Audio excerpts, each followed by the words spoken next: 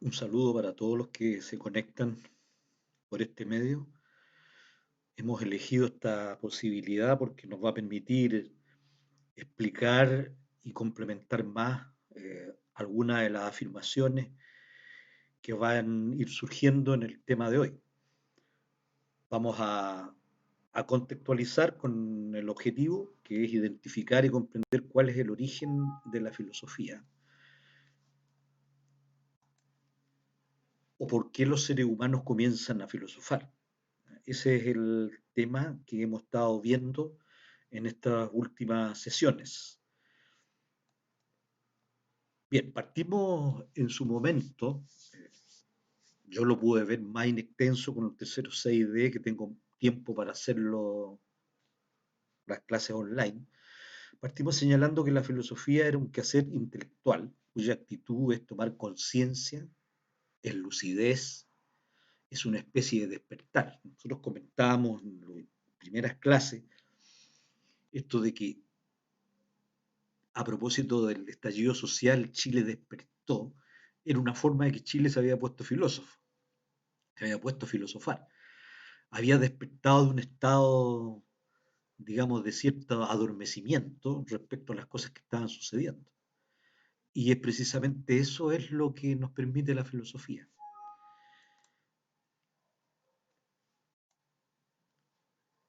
Entonces, dice ahí lo anterior, supone que la actitud anterior al filosofar es una inconsciencia, es un enajenamiento, es como una especie de sonambulismo. Es justamente es como ser los ratones de Happiness, es decir, meterse en un sistema sin cuestionarlo, hacer, eh, vivir en torno a eso, sin mucha reflexión, como unos, ¿no es cierto?, como unos robots. Entonces, la filosofía a uno le da la posibilidad de salir de esa burbuja y mirar de afuera. Y al mirar de afuera uno se da cuenta de que hay cosas que no están bien y por lo tanto son necesarias de tenerlas en cuenta, de cambiarlas. Y eso es lo que vimos ¿no es cierto?, con respecto a lo que pasa con la filosofía, con la actitud del filosofar. Ahora, ¿qué sucede? Que de pronto, aunque las cosas y objetos y sucesos, dice, siempre han estado ahí, nos resultan extrañas y nos impulsan a conocerlas en su misterio, a saber más profundamente por qué, qué sucede. ¿Qué sucede, por ejemplo, si el firmamento está, ¿no es cierto?, siempre arriba en el cielo y de pronto nos seduce, ¿cómo se llama?, nos provoca atención y una atención especial. Pasa con la naturaleza, pasa con el ser humano. ¿Por qué? Si es algo de lo cotidiano, de pronto ya nos deja de ser cotidiano y lo miramos con extrañeza. Entonces ahí surgió el tema del origen de la filosofía.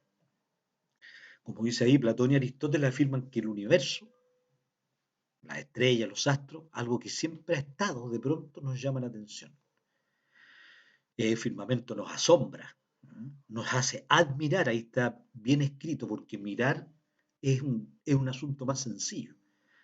Cuando uno mira, recorre con la vista lo que está ahí. El admirar es tratar de entender lo que no está ahí y por qué. ¿Ya? Y así eso da origen a la filosofía en el ser humano. Porque en el asombro, en la admiración, primero hay una conciencia de nuestra ignorancia. Muchos de ustedes hicieron su trabajo sobre el universo preguntándose eso, ¿qué hay más allá?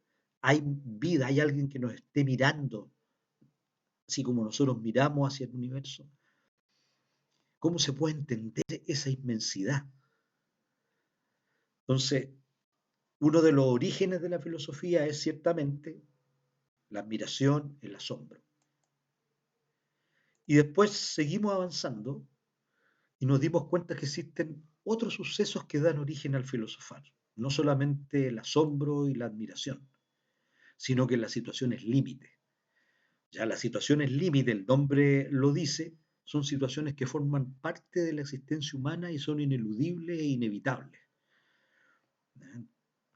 Nosotros lo que estamos haciendo en estas clases son algo de existencialismo. Estamos viendo, ¿no es cierto? Ahora el foco es la existencia humana. Y dentro de la existencia humana, ¿no es cierto?, están estas situaciones límites que son ineludibles e inevitables. Y esas situaciones límites producen impotencia, producen conmoción, más que emoción, nos conmueven, porque nos hacen sentir perdidos, porque no dependen de nuestra voluntad. Por ejemplo, la muerte, que es el tema de la clase anterior y que también ustedes, algunos de ustedes me enviaron, ¿no es cierto?, sus trabajos muy interesantes, desde reflexiones, desde preguntas, hasta poemas también. El poema de La muerte está a los pies de mi cama de Oscar Hahn es bastante interesante también. Ahora entonces, ¿qué pasa con esas situaciones límites y en concreto con la muerte? Nos impulsan a filosofar porque nos hacen preguntarnos por qué el no existir, si nadie lo quiere. ¿Qué hay después de la muerte? Si tiene sentido esforzarnos en esta vida que todos nos inculcan, padres, profesores, que hay que hacerle empeño, ¿no es cierto? Y lograr sus metas, ¿tiene sentido si todo se acabará? ¿Existirá la nada? Es decir, el no ser, la completa ausencia de existencia. Entonces son preguntas, ¿no es cierto?, filosóficas que son provocadas por este suceso terrible de la muerte. Y especialmente terrible en el caso de la cultura occidental, donde a nosotros no se nos enseña a asumir la muerte con más sentido, comprenderla. ¿Qué pasa ahora? Ustedes vieron este parte de poema de Enrique Lin en el aula virtual. Dice, nada tiene que ver el dolor con el dolor. Nada tiene que ver la desesperación con la desesperación. Las palabras que usamos para designar esas cosas están viciadas. No hay nombres en la zona muda. ¿Se fijan? Qué estremecedor. El dolor no se entiende con la palabra dolor. La desesperación no se entiende con la palabra desesperación porque no hay nombres en la zona muda. Entonces, el tema es, vamos a descubrir cuál es el tema de hoy día. Ustedes ven ahí la figura de El Grito de Osvaldo Guayasamín, un artista muy connotado ecuatoriano. Vean lo que está expresando esa imagen. Pablo Picasso. Ustedes ven ahí también, desde el cubismo, desde el arte de Picasso, ven una forma de expresar. ¿Qué es lo que se expresa? ¿Qué relación tiene con la de Guayasamín? Y esa imagen, no sé de quién es, la encontré, pero también muestra una emoción que se está sintiendo. Y es el otro tema, ¿no es cierto?, que da origen a la filosofía, el sufrimiento. ¿Ya? Dice, vienen con uno desde el momento mismo que venimos al mundo. Lo queramos, falta la S o no, son parte de nuestro ser.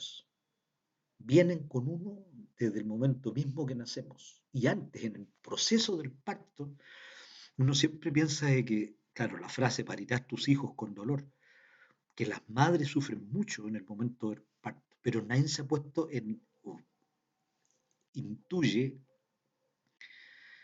el sufrimiento del feto, el sufrimiento del bebé al desplazarse por una vagina que se dilata apenas, ¿no es cierto?, unos centímetros. El proceso de ajuste y de salir al mundo es terrible, es terrible. Entonces, el sufrimiento viene, son parte de nuestro ser. ¿Para qué decir, no es cierto?, los dolores físicos, las caídas por aprender a caminar, los dolores de encía por los primeros dientes, las innumerables heridas que nos hemos hecho en la vida, ya los cortes, ya los golpes de corriente, las caídas y las enfermedades, ya las nuestras y las de nuestros seres queridos, algunas más serias que otras.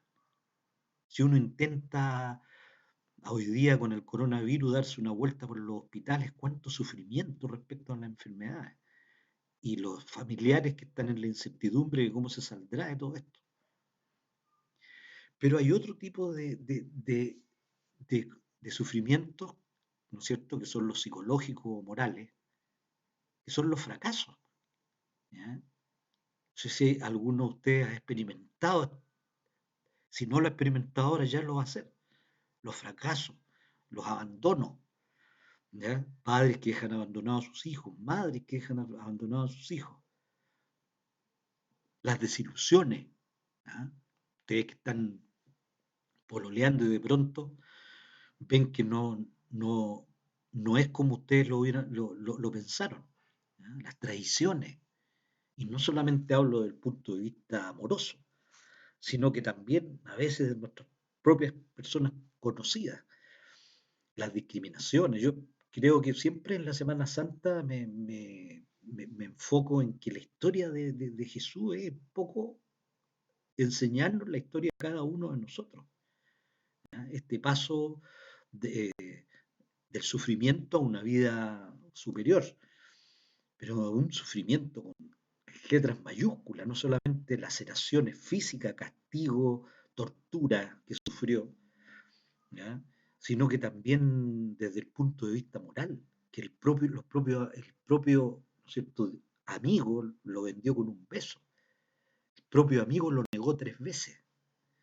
Entonces esos dolores y sufrimientos físicos y morales, vaya que son tremendos. Entonces, ¿cuáles causan más sufrimiento? ¿Por qué me afectan orgánicamente y pareciera que en algún lugar se sienten? Ejemplo, la angustia. Pero la primera pregunta, ¿cuáles causan más sufrimiento? ¿Las producidas por los problemas de la naturaleza? ¿Ya el sufrimiento de ver que los muebles que tanto nos costó se anegaron? ¿Las sufridas por la naturaleza en un terremoto y ver que se hizo tira la tele, que nos costó también harto comprarla? ¿O las de tipo moral?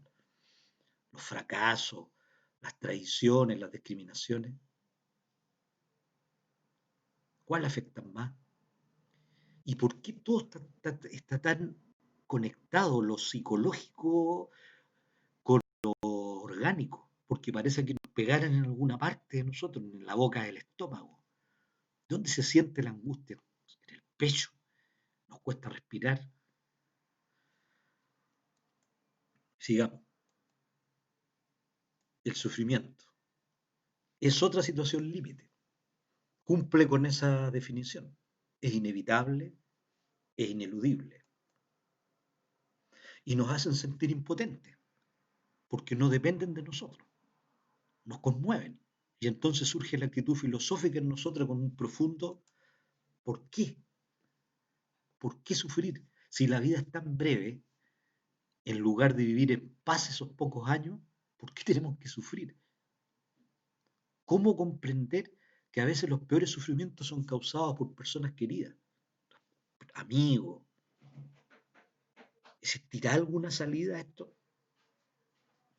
¿Se dan cuenta cómo el sufrimiento pasa a ser una fuente de la filosofía porque nos provoca, ¿no es cierto?, cuestionarla, cuestionar la realidad, cuestionar la existencia?